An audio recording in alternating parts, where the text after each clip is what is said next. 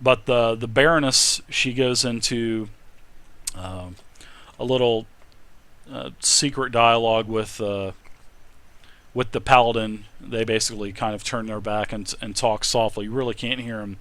But that's several minutes, and then the paladin turns back around and he says that there has been another key just taken from the area. The one of the other keys has been held here at Crom's Hold for quite some time. Baroness Wynn and her family, which has been the holders of Crom's Hold, had another key taken. So unfortunately, uh, yeah, another key has been taken. So now there's 2 keys gone and still 2 keys remaining. She goes on, and then I think you sense that Estival was a little disappointed that she was doing this in secrecy, but then the paladin just started talking to you about this, and then she seemed a little perturbed by him telling you, about. You think it's probably because of a pride factor, because she lost the key, but she tells you that it was an altar. It was a half-forgotten relic left behind by my ancestors. My family has guarded the relic ever since. She said it was made of blue coral with sides that looked like crashing waves. So basically, it is the water key. It's been locked away in the dungeon of this castle for many, many years. I'm not sure how the dragon knew of it, but it seemed to be a fair price to pay for my soldiers' lives and for our hold. So she basically traded the altar for the actual, lives, and for, the dragon to leave her alone. So underscore. What is an underscore, Vicious? Oh, I'm using a So, module. Yes. does anybody here know exactly where the other 2 are? No, The other 2 keys? no. Estival. If you're talking to Estival, yes, you can ask him that question, and he will tell you this. He knew that the water key was here. He felt that the water key was safe, because most of the time the only problem that the keep had here were lizardmen incursions that would once in a while attack the hold. They never expected Thos to attack the hold. There's always been a truce between the dragon and the hold and Daggerford, so that's why they were never really worried about the dragon. But now, come to find out, Thos and his mate Shalene has had eggs, and somehow one of those eggs has been taken, and that was the original intent of Thos being here at the hold attacking it. But now that Thos is talking about the key being taken, he's wondering if it's an underlying issue to where maybe there may not be eggs, and the dragon is now working with the Red Wizards of Thay. So this is something that was totally unexpected, and now this is just a huge mess. But the other 2 keys, they really do not have any intelligence about those 2. But the water key, they knew was here at Crom's Hold, and they felt it was safe. So did Thos actually take the key? Yeah, the dragon now has the entire altar. I mean, he didn't just break the key, break the altar open to take the key. He literally took the altar and everything. Okay.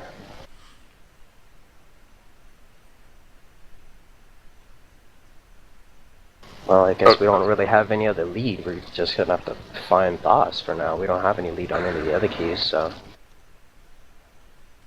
Do we know any known hangout where the It's an underscore. Red Wizards hang out? Well, actually, the Red Wizards of Thay, they've been around in the Forgotten Realms for many, many years, and there are several locations, but they are pretty secretive, and they're powerful as well. I mean, if you wanted to find out more about the Red Wizards, you could just go to like Google and type in, Dungeons and Dragons, Wizards of Thay, Red Wizards of Thay, and you'd probably get a lot of information. Vicious Rabel, thank you for the follow as well. I appreciate it. Okay. Yeah, Twitch is all messed up right now, Vicious. I mean, it really is. Especially with the delays and everything. Well, anybody else have any ideas? Other than tracking down boss, there really isn't much we can do at this point. Yeah, that's true. Agreed. So I guess we're chasing down the dragon? Hunt him down. I agree. I say we ask the paladin what he thinks we should do, and if he thinks we should chase down this dragon, Well, then we will. He tells you this.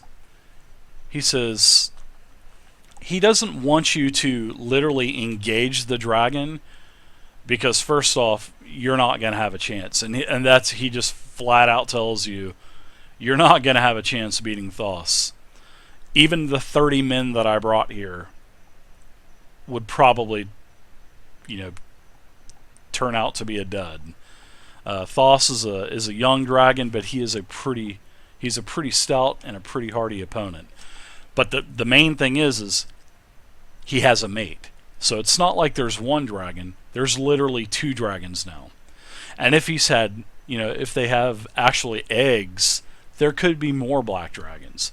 So now, it's like Istival said, Anwin, they never knew that Thoth even had a mate. And now Thoth has a mate now, and now he's got eggs. So now the area is really screwed. And they're basically needing to make plans for the future. But Estival basically just wants you to find the lair. The lair has to be in the Lizard Marsh. And he doesn't want you to engage the dragon. He just wants you to find the lair, report back to him, and then they will plan accordingly. Probably ask for help from Waterdeep, from Baldur's Gate. Neverwinter not so much because it's in a state of peril because of the chasm and everything. And just Neverwinter screwed up. So, but yes, they'll probably ask for aid from other higher, experienced adventurers and probably the major cities as well. So, because the dragon is really no light task. So basically, what your job is to find the find the lair itself. Okay, well, off the Lizard's Marsh we go then, right, guys? All right. So the day is starting to become evening.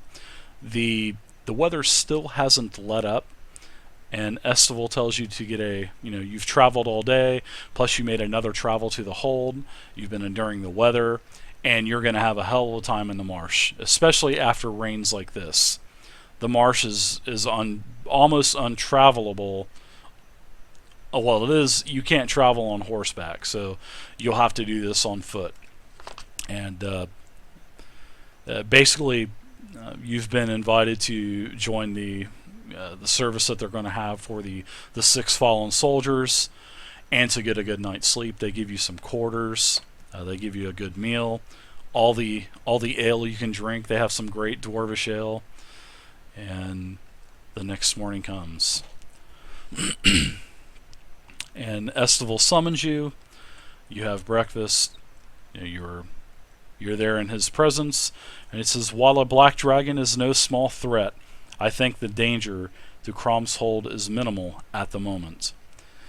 We'll bolster its defenses and remain a few days longer. In the meantime, we could really use your help," which he had also already explained to you.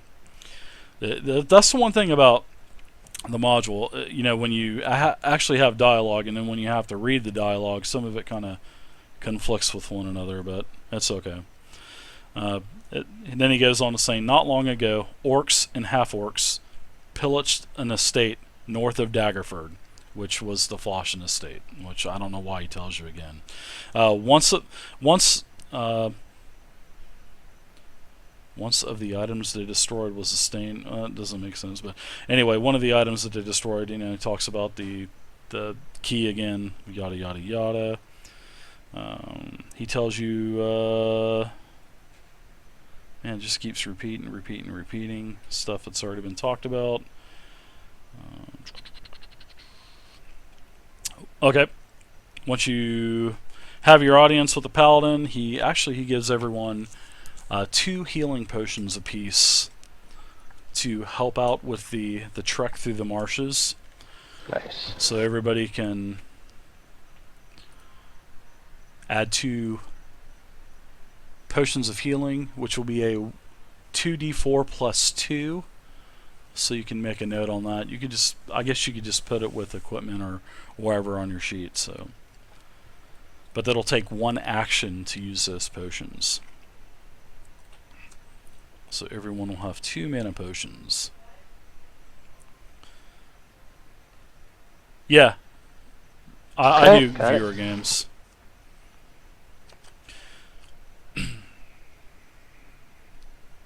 Alright, and as you guys are getting the rest of your supplies together, an armored woman in her 20s approaches you.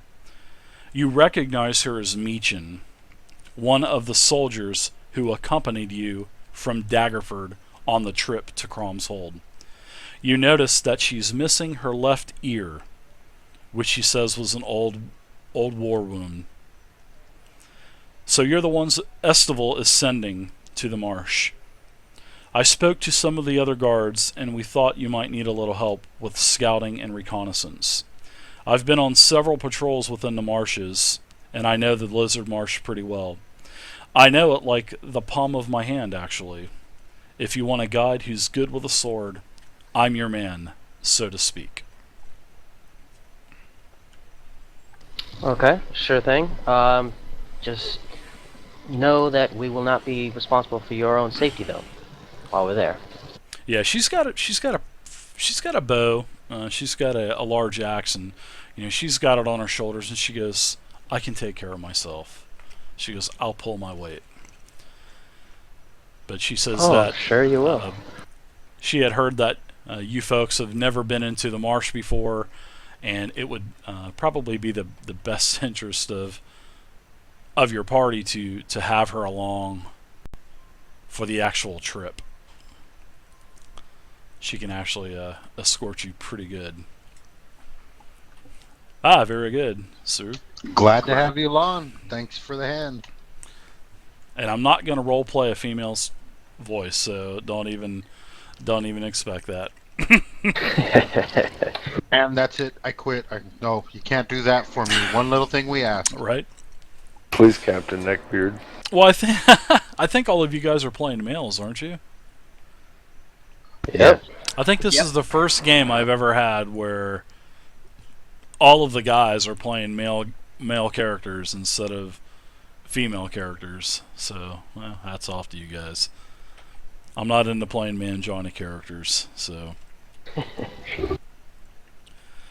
Yeah, me either. All my women have too big a dick to play a woman, so. Alright, so everybody gets loaded up. You get your potions from the paladin. He wishes you luck and bids you a farewell. And you start to trek into the Lizard Marsh. And you enter right around Crom's Hold. Okay, just to make sure real quick, I'm going to do my quick prayer so that I have my spells ready in case they're needed. Yeah, no problem. Yeah, you guys are at full hit points. You have all of your spells, everything. You haven't had to use any, so. And we'll even go as much to say as Barry, you actually helped some of the wounded soldiers. You actually expended some of your spells, but you're back to, you have all your first level spells, so you're in good shape. Okay, cool. Alright, so you get to the lizard, you start trekking into the Lizard Marsh, and then Meechin turns to you and she says, "I don't think you know how lucky you guys are. Estival is a legend, a hero among heroes, whose accomplishments are known far and wide. Some of us would kill for a sliver of the attention he's lavished on you recently. Look, I'll even carry your gear and stand watch at night if that's what it takes to get in with the Paladin Estival. It seems like, you guys are gathering, that Well, she's got a crush well, on the my Paladin lady- or something. I think you underestimate how lucky you are to be traveling with us this fight day. She goes, yes, you're absolutely right. And it seems after several hours of traveling through the marsh, it seems like maybe she might not know where the hell she's going, because she's taking you all over the place, and a few times you've actually crossed a path that you've already been to, and you have noticed that. So I want to look at her and say, okay, so you don't really know where you're taking us, do you? You just wanted to get with us and be a part of this. She actually says that she has spent many hours here, actually many days in the marsh, but it's just changed so much recently that she's kind of lost a little bit, and she actually admits this. But she says that it's not the marsh that she was, and then she tells you that she hasn't been to the marsh in a couple years. So I mean, go figure, right? God. Right? Yeah, so I'm gonna shake my head ruefully. Say, yeah, just like a woman. Awkward silence. So our guide can't really guide. We have a very good fun girl to help us. Yay! Who picked the blind guide? Come on. They're blind. How can they guide us? Well, we'll have to find out, stupid She's hand, missing once one they ear. Maybe she's a little bit off balance. Okay, once they guys, come to relax. that. Well, as you guys are traveling in the marsh, let's see, hold on, I need to get one of my dice out real quick. Uh-oh, bom bom bom. Cue dice. Everybody panic. Exactly. And I roll these on my desk, so it's just faster than use Roll20, so. Alright, so Boros and Merrick, as you two are kind of paired up, walking in the back. Actually, you guys are walking in the front. We'll say that you're walking in the front. You feel the earth start to shift under you, and I need both of you guys to make a dexterity check. A sinkhole has opened up below you, and you need to try to tumble out of the way. So make a dexterity saving throw, please. What's the command for it? How to type it? Roll space 1d20. You can use the roller as well. Just click on the little die on the left hand side, and it says dice roller.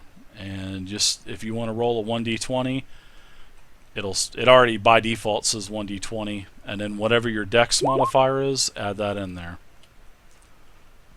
Okay. So whatever you got a dex modifier, right? Yeah, of course. Okay. Well, what is your dex modifier? You got to add that into your roll. Do I add my profession with it? No, you just put your dex modifier in there for the saving throw. I rolled a 14. I have a +3 on my dexterity. Okay, so that is a 17. You made your dex saving throw. So as the hole opens up beneath you, you are able to tumble out of the way and take no damage. So the Grecian hammer gets out of the way. Very nice. So Merrick, make your dexterity saving throw, please.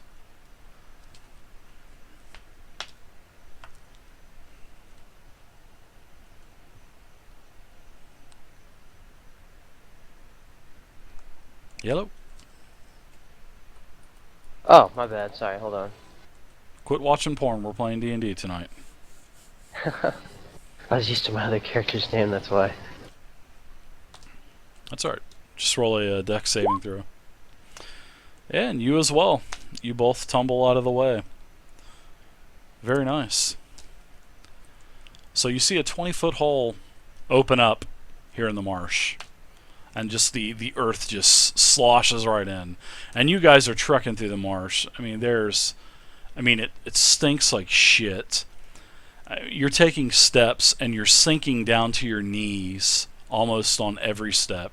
I mean, you guys are literally starting to become fatigued by traveling through the marsh, and like I was saying, you've been traveling several hours now. And then after the sinkhole incident, you actually come up to a gazebo. She says, "Oh, I think this is the way. This is the way." And so off in the distance, you start to see like a little gazebo type of structure, and you come up to the gazebo, and it's just covered in vines and draped with moss. It seems like, especially the ones. Anybody here speak Elvish? Yes. Okay. And also, I want I do as well, Mr. Dave. Mage Corbin. I want you to give me and the cleric. I want you two to give me a wisdom history check. So I roll a 1d20 plus 2. 1d20, 1d20 plus wisdom. Yep. I run an 18. All right. Actually, yeah, both of you noticed that this is of Elvish architecture, and it seems like this is a structure of an old fallen elf kingdom of Illifarn, which Illifarn is an old dwarven stronghold in the mountains here to the north. I'm pinging on the map. So actually, the elves constructed and built Mount Illifarn, if I'm not mistaken, and then as the elves died out, the dwarves moved in. I mean, there was no fight over Mount Illifarn, but the elves just basically died out and the dwarves moved in. So, but you do know that this gazebo is of the same type of architecture from the elves at Mount Illifarn.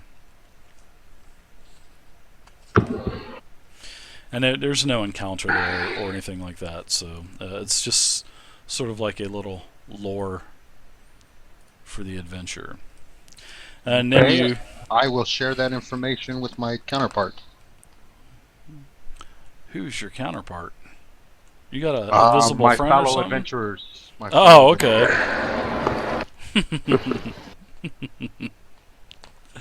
All right. Very interesting.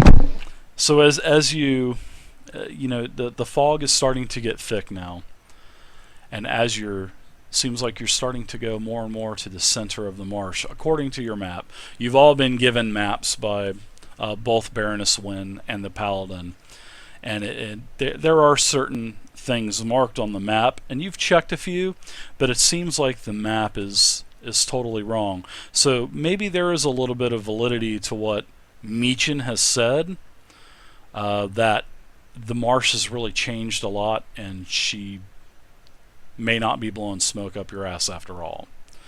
So, in the distance, and through the fog, you see a crumbled ruin rising from the mire.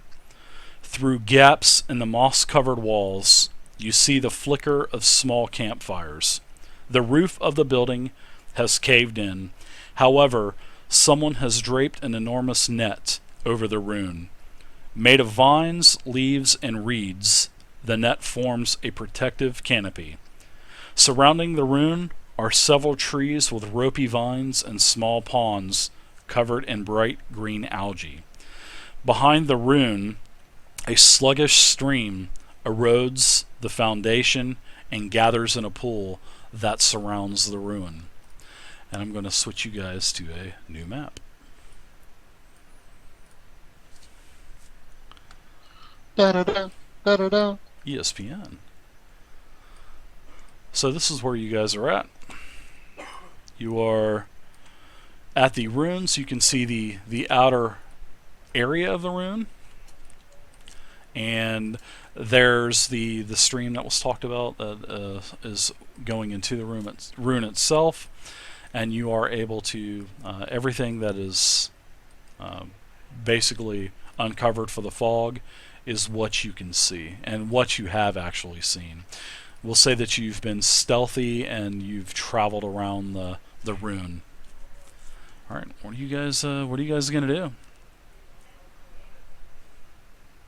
Take out my crossbow just in case and load it up. Take you 5 rounds to load that thing up, huh? Oh yeah. Nice. Okay, I guess I will pull my warhammer and shield out and Oh, prepare. you know what? I actually I messed up. I didn't mess up. Well, I forgot to put a miniature out there for Meechin, so I need to find a female real quick, a female miniature. So I'll throw one down there of Meechin.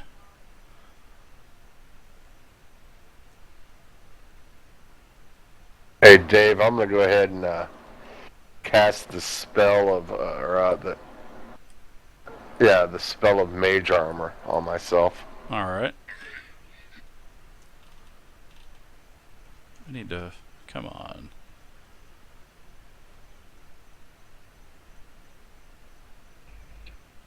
All right, I'm just gonna represent her with even though she has dark hair and everything.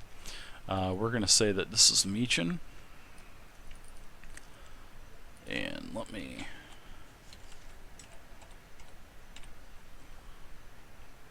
Put her up there real quick. All right, so there's Meechin, Oh, and I'm gonna make kinda it. hot. I'll make everyone be able to control her as well in case I forget about somebody can pull her up. So, but you can see she does have a bow. She does have her bow drawn, but she also has a large two-handed type of axe on her back as well. So. Okay, Barry will follow Corbin. Barry. Barry Bright.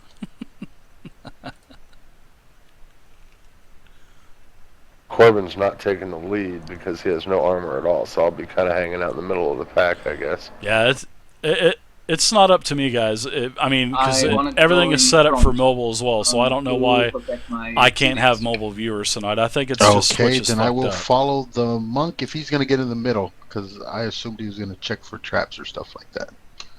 No, I don't have the ability for that. No, I was going to follow the guy that I could do that, but I'll follow the fighter. Well, it looks like there are multiple entrances to this place, so we should try and pick one to check Yeah, out you've first. noticed there are several. You've seen several campfires as well, and you heard some. You've heard some bickering back and forth. You've also heard some scuffling around as well. So you haven't seen anything physically yet, but you know there's something definitely in the ruins.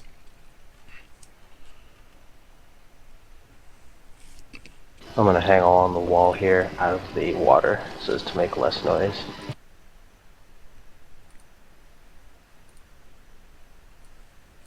Kind of move up to check out the entrance here, at least. All right. So are you going to sneak? Are you going to do Yeah, I'll like sneak. a dex stealth check or something? There's quite Yeah. a bit of fog, so you can go ahead and give me a dex stealth check, and we'll see how that goes. I'm Okay. gonna keep an eye on him. I'm gonna keep him in sight. All right. Oh yeah, definitely. You hold on one second.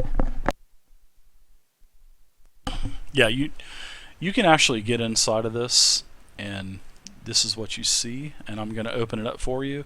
And this doesn't mean that the entire party sees it, because all of these maps have, I don't know, they've been messed up ever since they added in dynamic. Well, the dynamic lighting has been there, but now Roll20 has line of sight. Well, all of my pre-existed maps were all set up for dynamic lighting, but now somehow the dynamic lighting is not working with my old maps, but I can create a new map, do it the same way, and those maps work. So unfortunately, I can't, something's just not working right with older maps. So